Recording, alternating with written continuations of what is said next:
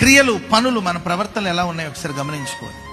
మీరు గొడవలు చేసుకుంటూ వచ్చి ఇక్కడ పరిచర్య చేస్తే ఆ పరిచర్యను అంగీకరిస్తారు అనుకుంటున్నారా? హలో, మేము కుర్చీలు వేసాము, కుర్చీలు తీసాము, చేపలు వేసాము, చేపలు చుట్టాము, చేపలు పట్టాము, ఊడ్చినంతసేపు ఊడ్చాము, మాకు కానీ కోపం వచ్చినందుకు చేపలు తిప్పేసి యుద్ధాలు చేసుకుంటాం. నీ పరిచర్యను దేవుడు అంగీకరించడు. మేము ఆరాధన చేస్తాము, మేము వాయిద్యాలు వాయిస్తాం, మేము ఆరాధన చేస్తాం, మేము సేవ చేస్తాం, చెయ్యి తప్పేం లేదు, కానీ నీ సేవను దేవుడు అంగీకరించడు. నీ ప్రవర్తన ఎలా ఉంది? దేవుని మందిరానికి వెళ్ళేటప్పుడు నీ ప్రవర్తన నీవు జాగ్రత్తగా చూసుకోవాలని బైబిల్ చెప్తుంది. పాత నిబంధన గ్రంథంలో పాపం చేస్తేనే అది పాపం. క్రొత్త నిబంధనలు యేసు ప్రభు చెప్పిందంటే ఒక వ్యక్తి గురించి నీ మనసులో తప్పుగా ఆలోచిస్తే అప్పుడే నువ్వు పాపం చేసిన వాడయ్యావు. పాత నిబంధనలు ఒక వ్యక్తితో వ్యభిచారం చేస్తేనే అది వ్యభిచారం.